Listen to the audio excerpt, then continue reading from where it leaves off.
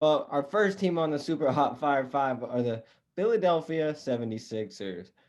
They have had a hot streak of a week, Caleb. How much of the Sixers have you been able to watch this week? One game, And which one game was game, and that? it was the Tyrese Maxey game. That's what we're gonna label it because they had all those players out with COVID, and I was like, okay, I'm kind of curious because I have a funny feeling a lot of teams are gonna run into this throughout the year. So I just want to see how they handled it.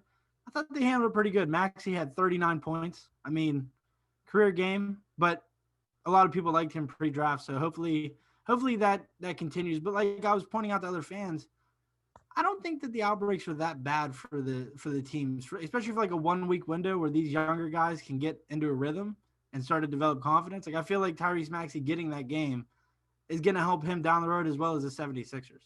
Yeah, and I wonder who tweeted on draft day that Tyrese Maxey would be a steal of the draft. I can't imagine who it would be. But anyways, the Sixers are currently 2-2 this week. They won against the Hornets on Monday, and they beat the Wizards on Wednesday. They lost on the back-to-back on a Thursday against the Nets, and as Caleb mentioned, the Tyrese Maxey game on Saturday against the Nuggets, where they had what 6, 7 players playing due to COVID.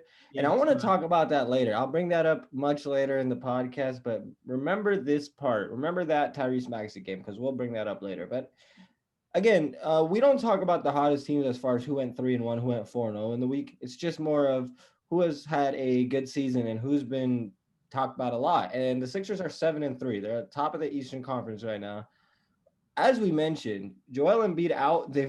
Both the games where Joel has been out, they've lost. So it's a good sign for them that the only time they're losing is without their best player, and they are winning consistently with him. And at the same time, I would say that when he's out, we saw what Tyrese Maxey could do. Now it's kind of exciting to see what he can do in the future, and if he even does have a future.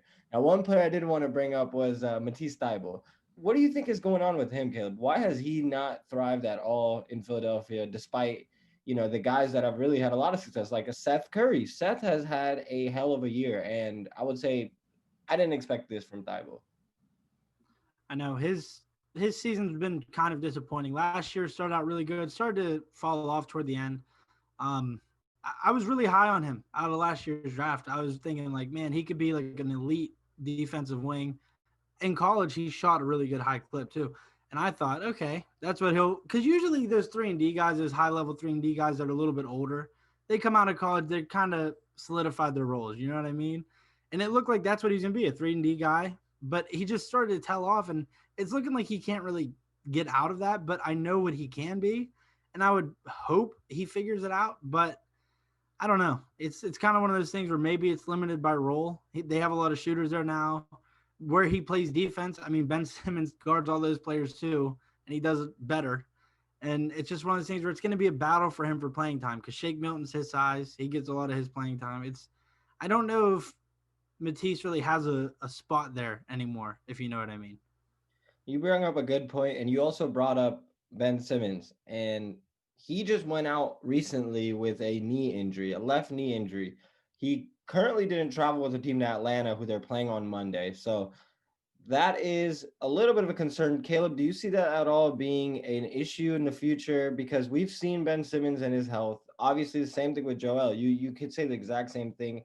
Now, Mm-hmm. Joel is out right now because he mentioned himself he has a newborn baby, and due to COVID and Seth Curry getting COVID, and Joel, I guess, sat next to Seth on the bench. So Joel's quarantining by himself for the next 10 days. Do you see Mm-hmm. Ben in a situation where he could not have another year where he's able to be healthy because we've seen it and he's missed a ton of games, especially during the playoffs. I think his thing is that a lot of people are upset with is like really from year one to now, he hasn't really improved. Like he's uh an amazing defensive player, great facilitator, but he hasn't improved. And like yeah, he hasn't been healthy, but I don't think you can really blame health on all that because it's just one of those things where the one thing he hasn't developed is just shooting. And he really needs to stay healthy. If he's going to be this kind of a player, he has to stay healthy because you can bank on him putting up what 15, 8, and 7 a night with like two steals. You can bank on that, but at the same time, he needs to be healthy to be out there. You know what I mean? Like if you're gonna have that and him not develop anything, you at least need him to be consistent enough health wise where you can put him out there. He can't really keep getting hurt. Granted, I don't think that they ever like look to move on from him for the next 3 years, probably. I just think that he's there. It's just a matter of him having to stay healthy. I hope the left knee injury isn't like a lingering thing all year because I know of a Celtics point guard who had a left knee injury that kind of lingered all year. And I know age differences and stuff, but a 4-year age difference from 32 to what 25 or whatever. It's not 4 years, but you get what I'm Run saying. your That math, goddamn it! Come on, you Caleb. get what I'm saying though. That like those lingering knee issues, they scare people. They scare people away. Start to think, oh my gosh, how bad can this get? I hope it's nothing serious though. For sure, and I think Ben will eventually be fine. I don't think this will be a long-term injury. And hey, the Sixers at the top of the East right now, and they've played really well. So good on them. We're looking forward to checking back in with them later on in the season and see how they are doing.